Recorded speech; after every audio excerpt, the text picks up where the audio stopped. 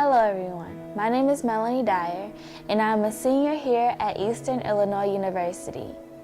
Now, when involving the service project that I am partaking in, it is servicing at the local animal shelter, which is the Coles County Animal Shelter. Now, when we first started this project, I didn't know what service event I wanted to do. Then it hit me. I have a passion for animals, so I said to myself, why not do something with animals? So I called the local animal shelter, asked them when I could come in to volunteer, and they gave me the hours and the days. So I said it was perfect. Why not give back to my community when helping the animals that are in our community?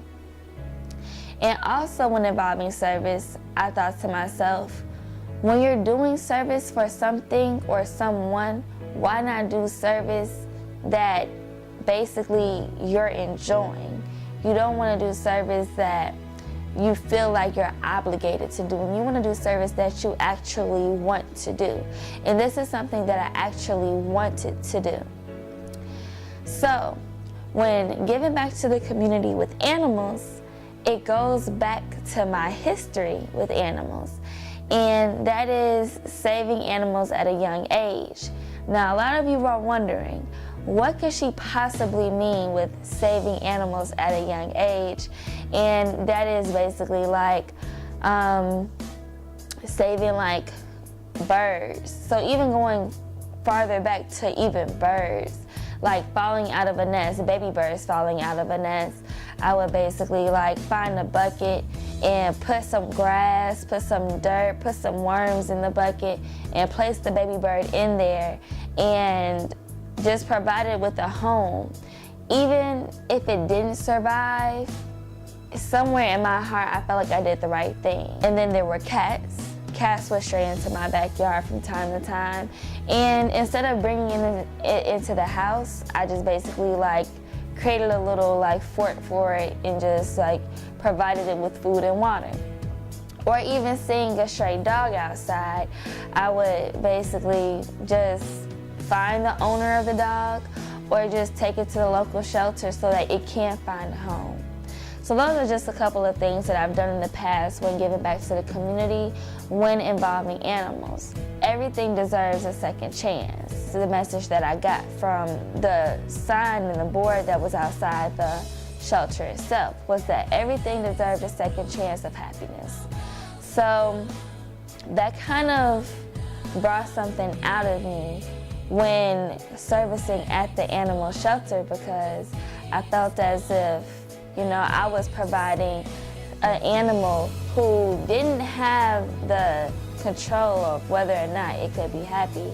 So I'm providing it with happiness. And when volunteering, I receive the integrity and like the motivation from watching like the ASPCA. The ASPCA happens to be the American Society for the Prevention of the Cruelty to Animals. The ASPCA is really significant because they offer like services such as donations of money. They offer services of giving back to like just saving animals who don't necessarily need to be in the situation that they are in.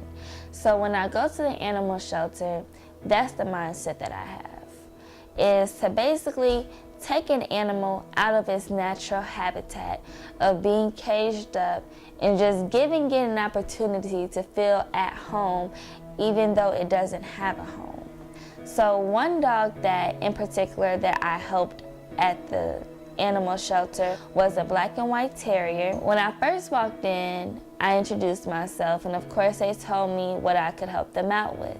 They said, you know, you could go ahead, you can grab a leash, and you can take take a dog for a walk. And so I said, okay. So I thought it was a piece of cake. I'll just go grab any dog. No, not necessarily.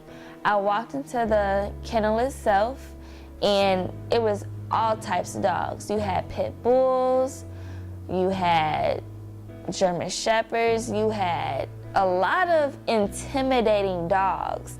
Then I see this one dog that's just sitting quietly, looking at me, crying, and I'm just like, let me take you out. Let me take you out of this vicinity. Let me take you out of this way of living just for an hour. So I took the dog, and I took the dog for a walk, 2 rounds around the park, and just took it into like a little like kennel area, like where it could run and play.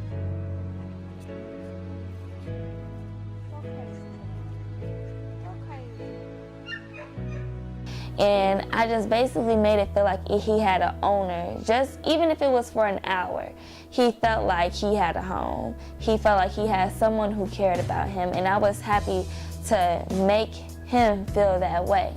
And while being with this particular dog, I realized that, you know, this dog, he had a cut on his ear. It seemed like he had an infection under his tummy area. And, you know, I noticed these things about this dog because these are things that he cannot control. These are things that, you know, the vicinity itself should take care of as well. But, you know, it made me realize, you know, you never really know where these animals are coming from, and you never know the story behind each animal.